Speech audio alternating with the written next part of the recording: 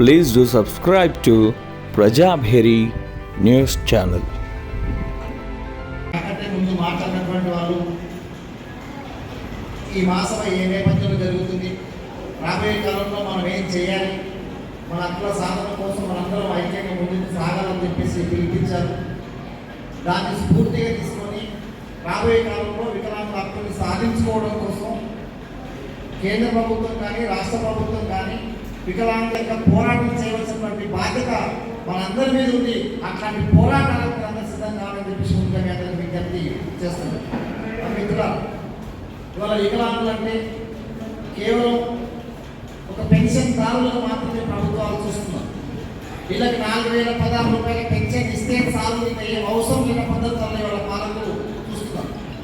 ఇవాళ అంగవైకల్యం ఏర్పడడానికి మనం కారణం కాదు. ఇవాళ అంగవైకల్యం ఏర్పడడానికి